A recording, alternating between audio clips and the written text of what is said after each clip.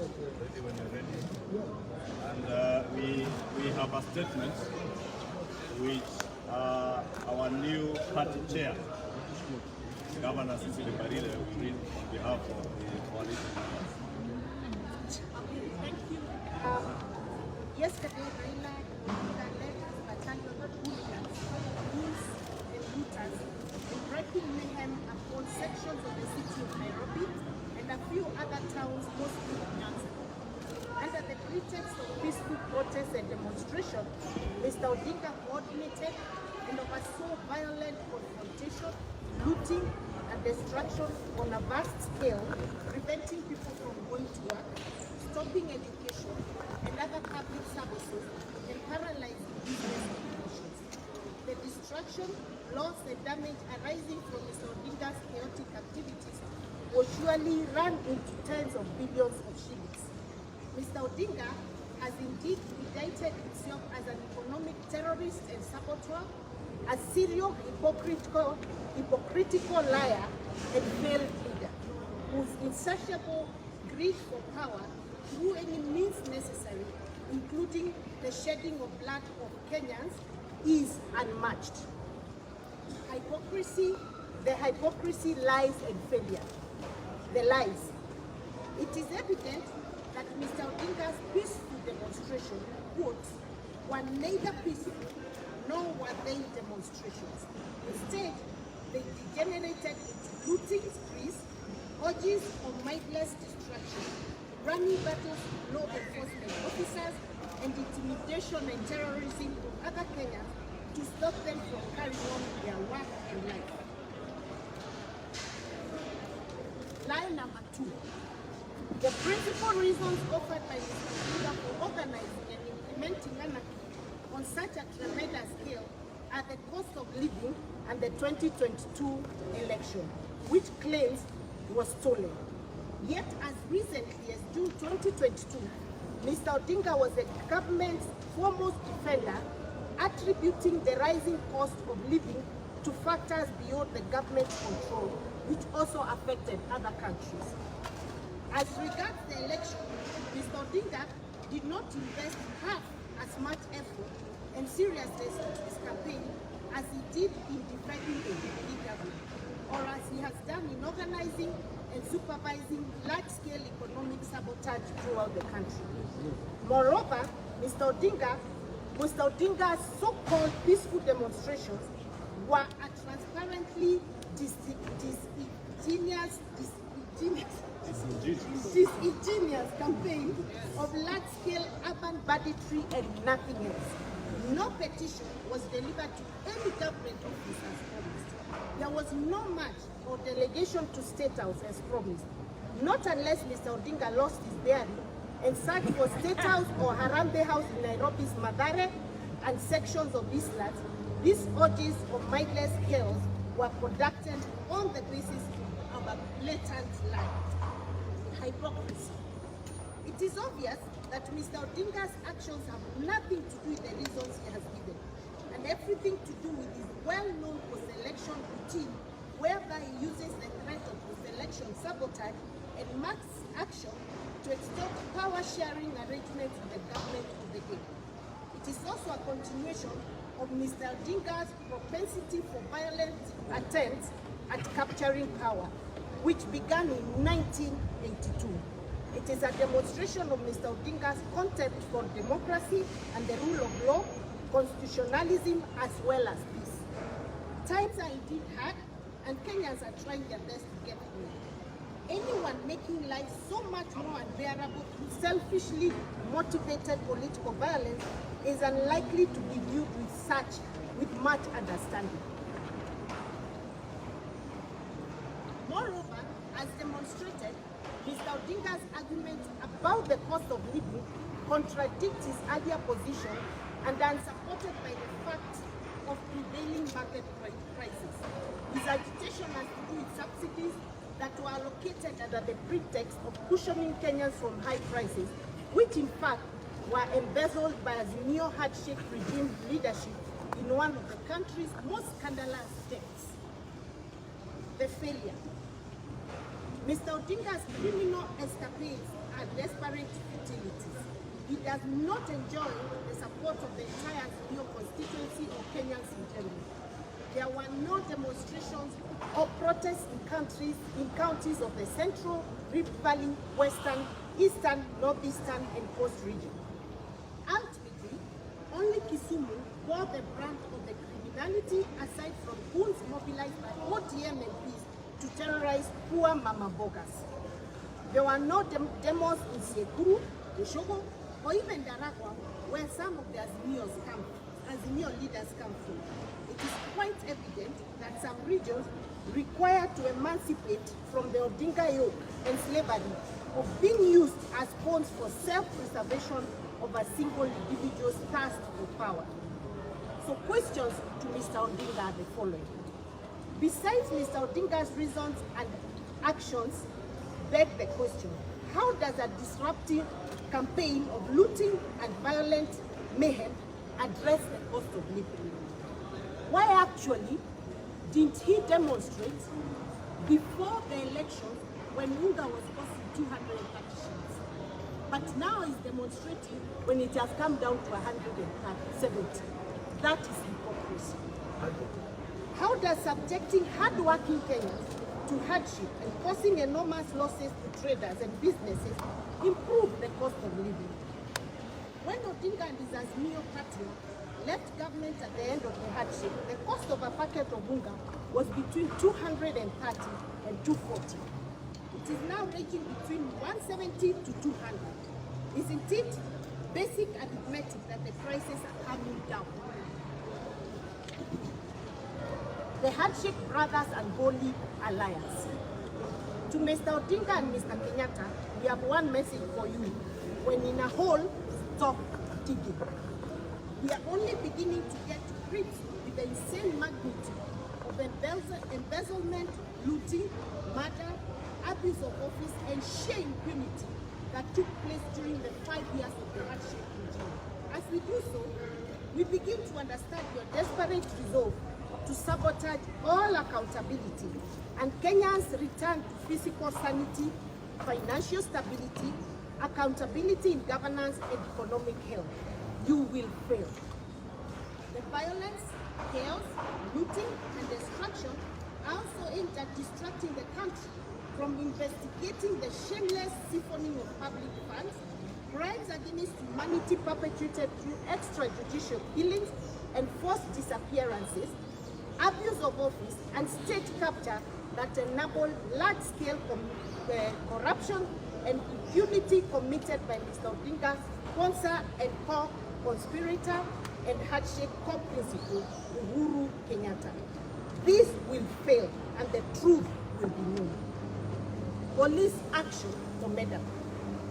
To the Kenya Police, we salute you for having quickly come of age and for rising to the occasion. The President's action to restore fiscal autonomy to the service is paying the anticipated dividends of efficiency and professionalism. We commend you for doing your best to keep Kenyans and their livelihoods safe and secure. We urge you to enforce the law firmly and bring all perpetrators of the criminal mayhem committed at Mr. Odinga's behest to account. They must be charged for every stone thrown, property looted, goods destroyed, and persons injured, no matter who they may be. It is also time to raise the bar and make us new and OTM fully accountable for the injury, loss, and damage occasioned by the rioters thuggery they mobilized on the pretext of constitutionally protected demonstration. We urge a reckoning of the damages and the speedy accountability in conjunction with the registrar of political parties. Finally, it is time to confront a ridiculous predicament that has remained unresolved for a very long time. The government must determine once and for all if Mr. Odinga is above the law. If he is above the law, there is no further purpose in asking anyone else to obey the law. If, on the other hand, the government determines that Mr. Odinga is not above the law, it must activate all appropriate mechanisms to bring him to accountability without further delay, because justice must be done. That time is now or never. Thank you very much. Great. Yeah, I think the leadership and the I go first. yes. Okay. I join the rest of my colleagues in saying three quick things about yesterday's unfortunate events in our country. Number one, I wish to commend the restraint of the Kwanza supporters. I know many of them watched with utter shock and dismay as their lives were unnecessarily interrupted. They could not go about their businesses, their children could not go to school, and many other duties that they could not go about because of the incessant, ugly behavior of ODM goons that they reign terror in this city and few parts of the country. I have seen messages from many of them to these leaders that are behind me here, asking them, up to when shall we allow these people to continue to blackmail us and stop our day routines with reckless abandon? I wish to plead with them that kindly allow the government of the day time as we sort this issue for once and for all. Never again shall Kenyans continue to live under Mr. Odinga's blackmail, for which he is rewarded after every election. This administration has said this is the final time, this shall never happen again. Secondly, I wish to join the rest of my colleagues in celebrating our police officers who, despite a lot of provocation from ODM goons, you saw police officers innocently standing in stifling hot sun, being hunted like dogs by ODM mandarins, but they kept their calm, they never shot anybody, they peacefully dispersed the crowds. We want to tell our police officers that is what we expect. The only challenge that we want to give to the police is that those looters that are publicly known, those that have been captured on cameras, breaking up meetings, stoning people's vehicles, going into business premises, we want to see them arrested and arrested right now. The leaders that have been accompanying them into these demonstrations, they also need to be arrested and brought to book. But we celebrate the good work of our police officers. We know you're working under very difficult circumstances. It was not difficult for you to shoot some of the people that were clearly provoking you, but you kept your calm and you maintained peace and order and protected people's property. We celebrate you as our police officers. That is what we expect of you. We hope that we shall continue to hold firm despite all that intimidation and threats that is coming from the Azimio side. Lastly, is to the great people of Luanda. We celebrate you also because you largely remained peaceful, save for a few goons that were hired by Odinga through his ODM MPs. Many of you kept your calm, you went about your business, you are sending messages and pleading for help, saying even you in Luanda, you are tired of this blackmail. And let nobody lie to you that the only way through which you can get development is through a handshake via Mr. Odinga. That is a lie. We give you an assurance that President William Ruto is a fair man. Every region of this country will enjoy the fruits of development with or without Mr. Odinga. In any case, we have come to learn that he only uses you to ascend to power, but when he gets there, there is nothing to show for it.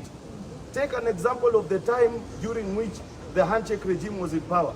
There is nothing of substance that can be pointed out in Luanda and shown that they gained this by being under the handshake government. In fact, many of the projects that were put there, Mr. Odinga ended up looting those projects.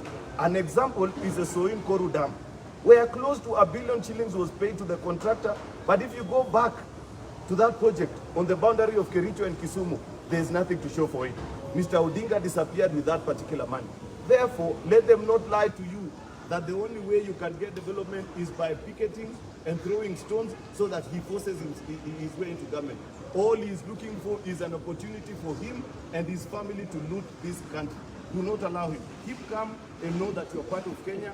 You will enjoy every right like every other citizen of this country. Thank you. Thank you. Let me also join my colleagues first in condemning the massive looting that witnessed yesterday,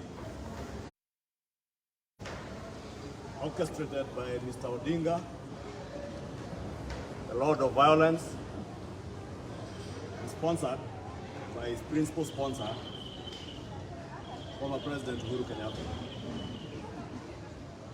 And I also want to confirm that indeed many leaders here and many others who are not here are under immense pressure from their constituents. Kenyans, peace-loving Kenyans asking government, if government is not able to take care of the situation, pressuring leaders that the public be allowed to protect their lives, businesses, and their property. And as we commend the police for the very good work that they did yesterday, we want to ask them today that they must hold people to account for the anarchy yesterday, for the massive looting of property and destruction of property, and nobody should be a sacred cow. When his president said that the Constitution is a constitution of the Republic and everybody is under that Constitution and the laws of the Republic, including the president himself, Mr. Odinga and Mr. Kenyatta are not exceptions. They must submit themselves to the whims of our Constitution and our laws and abide by them. And I want to encourage the Inspector General of Police, fear nobody. Don't just arrest the young boys and the young girls who are being paid to demonstrate. If the buck stops at the door of Mr. Odinga, go for Mr. Odinga.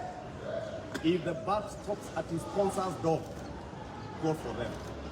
Failure to which, then you leave Kenyans to protect themselves and to protect their property.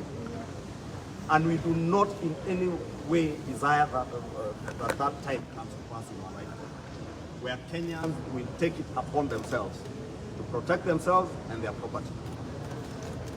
Aware that that is what Mr. Odinga and his sponsor want, so that the country can degenerate into chaos.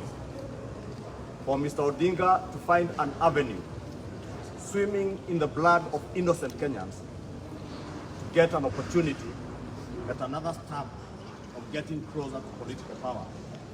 We want to remind Mr. Odinga he had the time under the handshake regime, he had the means, he had the system he always thought, he had the deep state, but instead of using the deep state and the means and the system he had, to ensure that he campaigned and won over the hearts and the minds of the Kenyan people, he spent his time in government enabling, facilitating, and enjoying the loot that came out of the handshake regime, especially in the last 6-7 months of that regime. We are also aware their principal motivation in orchestrating this chaos is to intimidate government, to stall the investigations that they are aware are ongoing on the massive extrajudicial killings that are crimes against humanity. And we want to remind Mr. Kenyatta, it's barely 6 years or 5 years since he was acquitted of crimes against humanity by the ICC. The crimes perpetuated under his watch by DCI Kinoti and the SSU unit, I know is a great motivation for him and his handshake party to want to orchestrate chaos to preempt these investigations. The massive looting of our economy through the Telecom saga, the road sector that we mentioned last week, the maize and fuel subsidies, the COVID-19 cancer billionaires, they know and they are aware that investigations are on high gear. And therefore they want to preempt all these investigations. But as we have said, they will fail. And the truth very soon shall be known on who are the beneficiaries of the telecom haste, the cancer COVID billionaires haste, or the road sector haste, where, as we mentioned last week, roads were being contracted. Foreign contractors were being contracted to build roads with no procurement being done, and at costs that you cannot imagine. That people can be contracted to build a gravel road at a price of 40 million shillings a kilometer with no due process. These are the things Mr. Odinga and Mr. Kenyatta are afraid of. But we want to reinforce what the President has stated earlier, that we shall be a country that shall be governed by the rule of law and constitutionalism, not the rule of men. Therefore, we want to tell them nobody will be intimidated by their fears. However, we have said what Mr. Odinga is doing is only equivalent to what bandits in parts of North Rift and Northern Kenya are doing to the lives of innocent Kenyans. What they are doing is banditry with cattle rustling. Mr. Odinga is involved in a scheme of urban banditry, and he must be held to account. It is political and urban banditry and economic terrorism, which cannot be a solution to the high cost of living. And that's why we're asking Mr. Odinga and Mr. Kenyatta, how will destroying property and destroying the economy help to bring down the cost of living? And we must tell you, Mr. Kenyatta, Mr. Odinga, the cost of living is where it is because you too took it there. You looted this economy dry. The subsidies you are demanding that they be reinstated were your schemes to loot from the people of Kenya. And we want to be categorical that those subsidies will not come back. And they will not come back because the government has a plan in place. And that is why we have said, only this morning, I have bought a packet of jalango, maize flour, from neighbors here in town at 191 shillings. The same packet of jalango was retailing at 230, 240 shillings only in June last year when Mr. Odinga and Mr. Kenyatta were in charge. And not just in charge of government, that they superintendent at that time. Therefore, the pretend they are leading Kenyans in a protest against the high cost of living is just a smoke screen. And we want to tell Mr. Odinga, even your own demonstrations are a failure. And that is why we have appealed to our brothers and sisters in Luanda. Please, don't fall into the same trap of enslavement that Mr. Odinga has enslaved in you over the years. It is rather unfortunate that a young entrepreneur from Luanda, the proprietor of Pitstop in Kisumu, had to lose his business yesterday, courtesy of the anarchy orchestrated by Mr. Odinga. It is a pity, and that is why we have asked the Registrar of Political Parties that she must, and the Office of the Registrar of Political Parties must hold ODM as a political party to account for the massive destruction of property at the UDA offices in Kisumu. And our Secretary General is here, he will confirm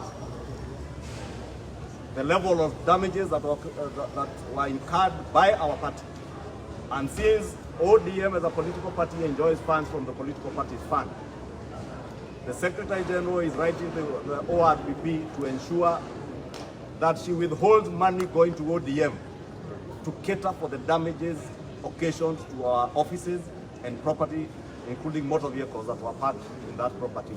Rangi vizuri ofisi yetu, tumeregesha furniture ambayo ilikuwa pale na usajili ya members wetu iendelee vile tulikuwa tunafanya wiki iliyopita. Jambo la pili, jana mliona Raila Odinga kwanza alituambia kwamba anapeleka petition kule kwenye Ikulu, na vile nilikuwa nafuatilia vyombo vya habari asubuhi nikamuona ako pale Serena, nikadhania ako katika barabara ya kwenda Ikulu.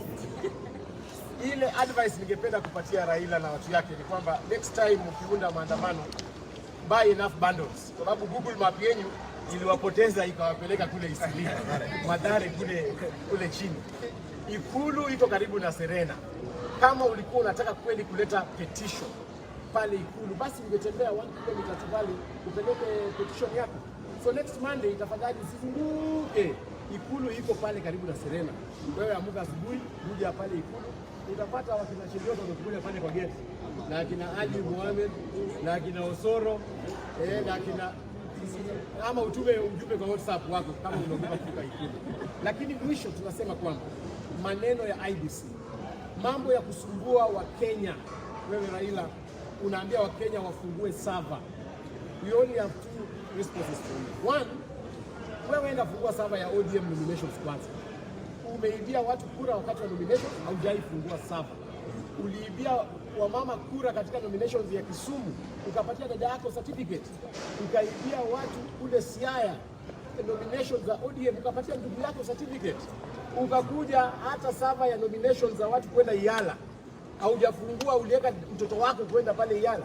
So kabla utuitie maneno ya servers, enda fungua server ya ODM kwanza. Jambo la pili, kwa maneno ya server, sisi tunajua vizuri sana rais hana kifunguo ya server. Rais sio mwenye kufungua server. Mulikuwa katika Supreme Court, mkaambiwa, mkataka orders za kwenda scrutinize zile kura ambazo zilipigwa, na mlipewa hiyo nyadhifa na Supreme Court, na hakuna kitu ambayo ilifanyika. Sisi tunasema Raila, IEBC itatengenezwa, IEBC mpya kutumia sheria ile ile ambayo wewe na Uhuru Kenyatta mlitumia mkaweka Cherera na wale wengine watatu. Hiyo sheria hatujabadilisha. Tutatumia hiyo sheria kuleta wale IEBC commissioners wageni, na kama uko unataka kwamba wewe ndio uteue wale commissioners, basi leta sheria katika bunge hii, hao wabunge wajadili, tutajua kama itapita ama itapita. But in the meantime, we want to tell you, we are going to observe and follow the rule of law. Our constitution stipulates how we are going to get our IEBC commissioners, and you're not going to amend the law to favor you, Raila Odinga. Thank you. Wacha David Ochieng aseme. You know, there are a few brave leaders from Nyanza who are in stand of emancipating the people of Nyanza from this level. Thank you so much. I just want to invite my brother. This election is 2027. So the idea that a way is being now, sasa hao ni kuna uchaguzi hapa kama mwaka ujao kama mwaka ile na hakuna njia nyingine yoyote ambayo Raila anatumia kufanya kwa rais. Tukubali kwamba rais ndiye and that if you run in an election, it says that if you get 50+1 votes, you're the president. And so there's a president in place. Let's agree with that fact that there will be no other election. William Ruto got +1%, and he's the president. He's doing the job. Number two, I'm getting fearful because the wars that we were fighting now are almost personal wars, almost personal hatred. Yani ile chuki ni madharau kwa rais.